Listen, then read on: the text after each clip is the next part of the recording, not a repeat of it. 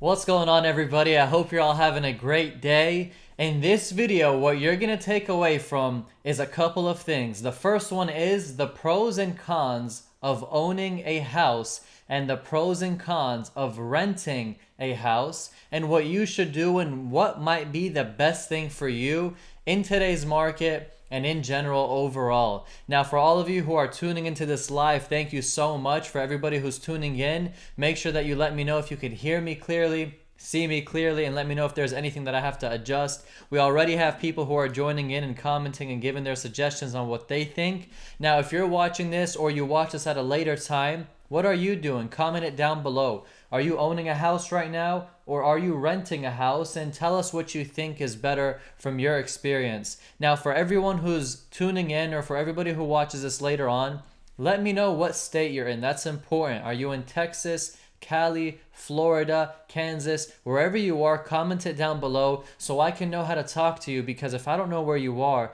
I could be talking about renting for $1,500 where renting for you is like $3,000 for the same property. So that's real important.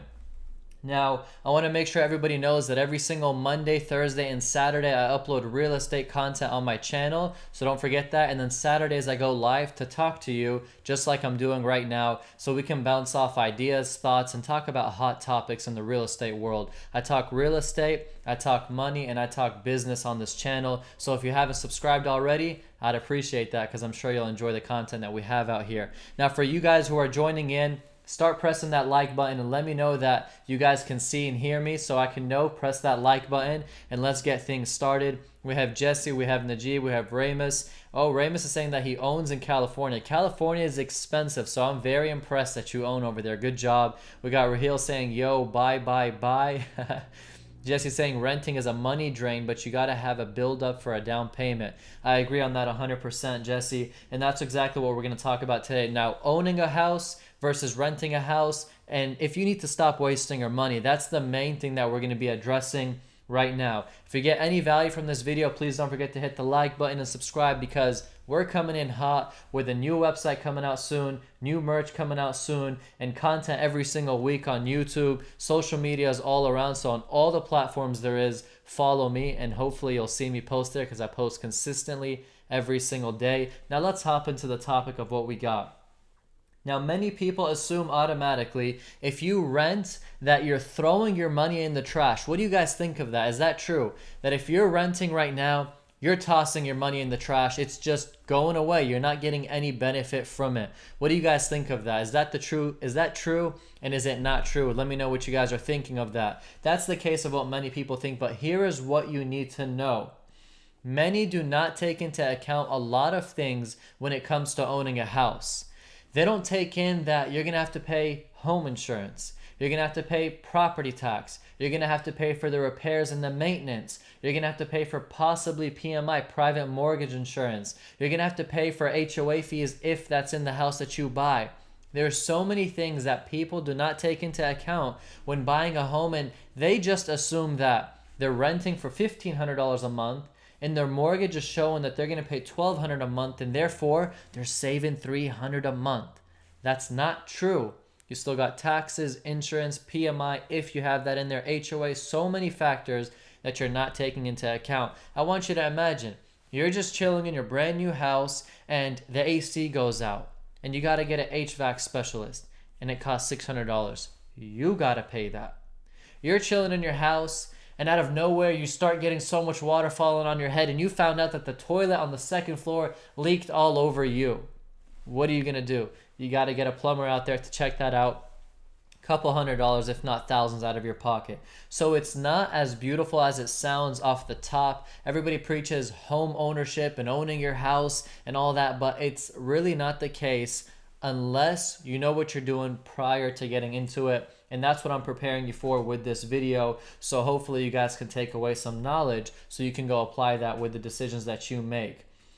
Sometimes, guys, remember this: renting could be cheaper than actually owning a house, even with the equity and even with the home ownership that you get with it. So don't forget that. Sometimes it could be cheaper. Now, what we're talking about right now is if you owned a house, I'm going to share with you the pros on it and the cons on it. This is if you owned a house. Now remember, if I'm looking down here, it's because I got my laptop to stay on track, if any of you are wondering.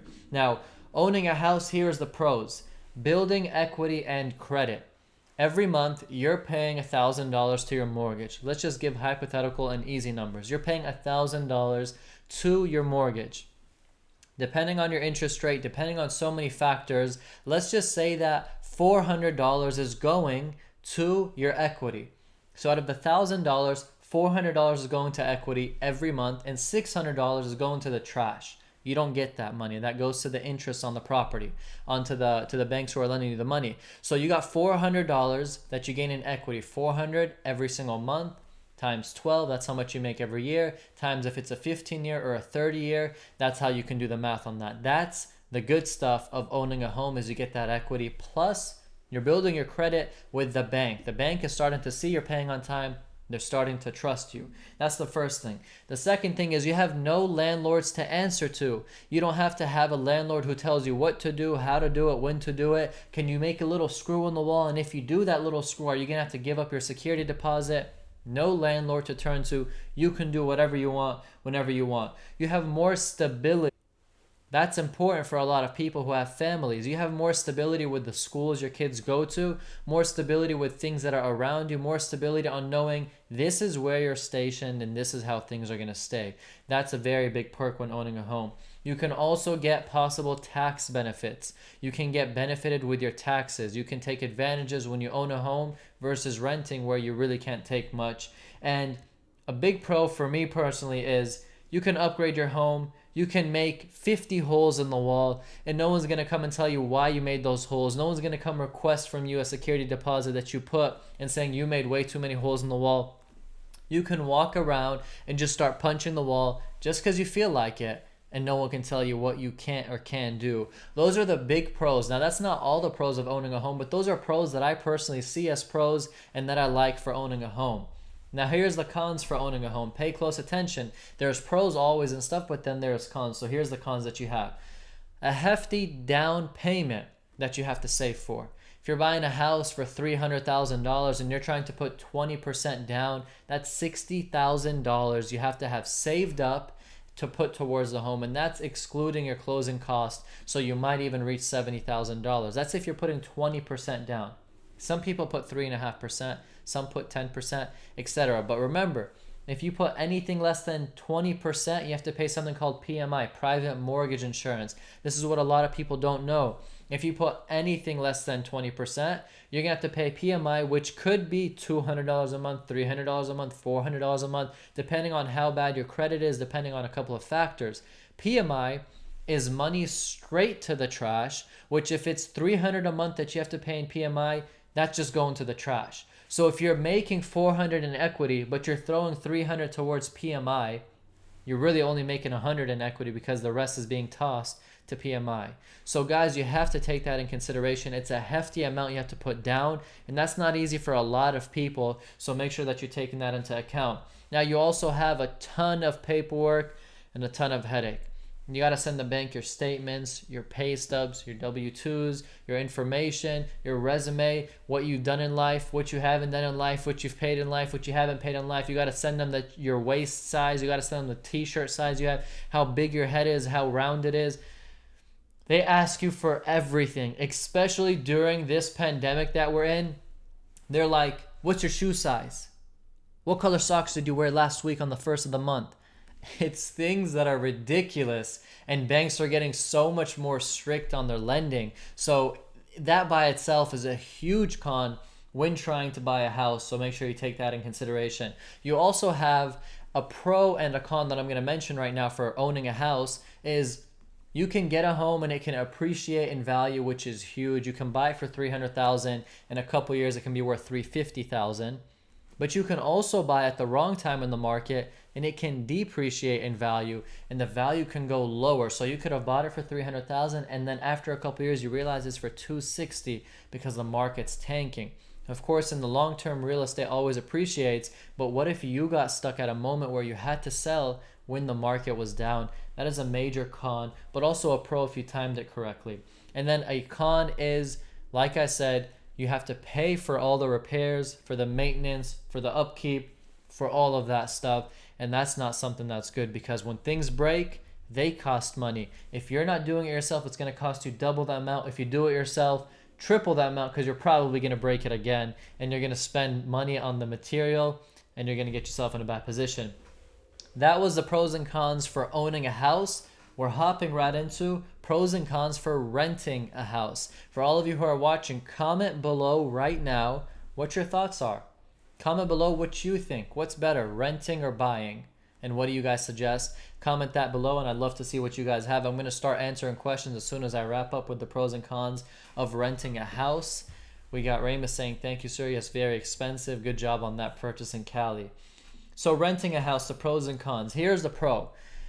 More flexibility in your life. What this means is you're not tied down to anything. You have no major commitment. You have nothing really going on that can just say you can't move from here. You can pack up and you can leave to a different country within days if you're renting a house or renting an apartment or renting whatever it might be. You can move very easily. Yes, you might have to break a lease, but there's always ways out of a lease and fees that you'd have to pay, but you have way more flexibility. That's the first pro. The second pro is minimal cost up front.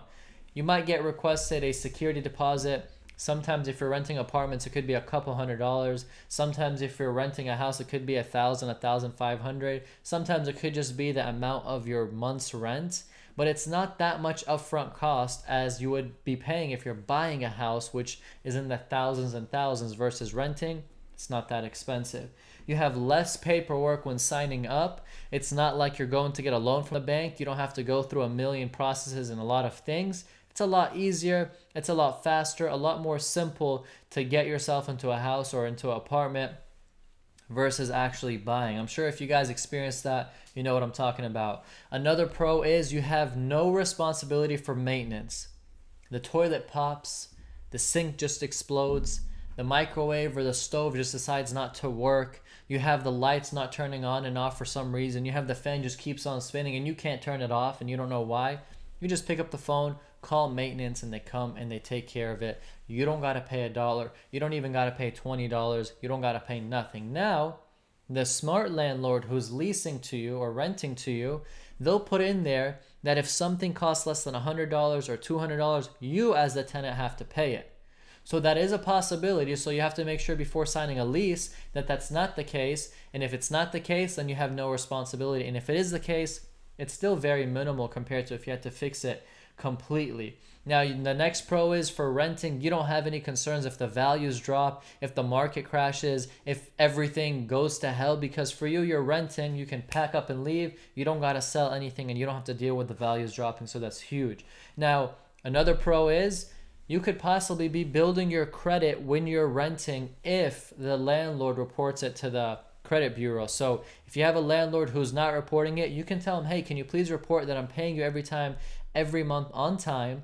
And that can help you so whenever you go to buy a home that you can qualify. This is huge, guys. If you're renting, tell them to report it to the credit bureau so it can actually count towards your credit and so it can show that you're consistent with your payments. That's a big pro. Another one is you have no tax bill at the end of the year. You have no HOA fees. You have no insurance fees. None of that stuff. Now, you might be like, yeah, you do have HOA fees. Yeah, you do have insurance fees. Some places you rent have HOA fees that you have to pay. And some, not some, all of them you have to pay insurance, but it's substantially lower, guys, than when you're owning a home. You can be paying $10 a month for renter's insurance versus homeowner's insurance. Homeowner's insurance could be a couple thousand a year versus you're paying maybe 100, 200, if anything, every single year when you're renting. So it's completely different and completely cheaper. So that's a big pro for that. Now, those are the pros of renting. Now, here are the cons.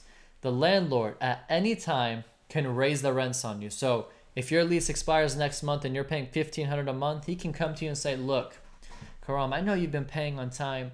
I know you've been great with us. I know that you love this place. I know that you don't want to move out, which is exactly why I'm going to charge you $1,700 a month instead of $1,500. And if you don't like it, you can leave. But I know you love this place and I know you're comfortable and I know you work down the street and I know you already got everything situated here. So you're going to probably more than likely pay it. I want $200 more every single month. And I can do that because your lease ended and I'm the landlord and I can just do what I want. That can happen. That's a huge con. I've seen it happen to many people. I've had clients that ask me to raise rents on their tenants. So it happens, it's real, and that's something that you have to deal with. Another con is landlords can sell the property while you live in it. The new landlord can inherit the property, inherit the lease, and the problem with that is, what if the new landlord is a headache? What if the new landlord is no good? What if the new landlord is not as cool as the previous one that you were happy with and you liked? What if the new landlord doesn't repair or do anything for you when you request it, or takes so much longer? That's bad. What if you get a whole new management company and they take a lot of the stuff that you've had before, such as amenities, such as repairs on time, such as platforms that you were used to do auto payments on? You can't do anything about that. They have the right to do that, to sell the property. That is a huge con. Now, you might have to relocate. That's another con. You might have to relocate. Whether you're in a house or an apartment complex, you need to go somewhere bigger, more space. You don't like the room sizes. You don't like how things are structured right now. You might have to relocate to a different complex, a different house. That's a con. When you buy a house, you settle. When you're in an apartment, when you're in a house that you're renting, you're not really settled. You're just kind of moving all around, and that's a big con for many people. In fact, for myself. Another major con, guys, is you don't have any equity being built up. If you're paying rent $1,500 a month, guess what? It's being tossed in the trash. It has no equity in your name. It has no benefit for you. You're only getting the roof over your head, and you're only benefiting from the stuff that you're using, which is a huge benefit, but you're not building any equity, nothing for yourself, for your family, for anyone, and that's a huge con. And then also the last one, no tax benefits. If you own a home, you can take tax benefits. You can build some things that you can do to where you can have less taxes to be paid. You got to consult your CPA, of course, but if you're renting, you can't do any of that. So that right there, guys, is the pros and the cons of owning a home, the pros and the cons of renting a home or an apartment.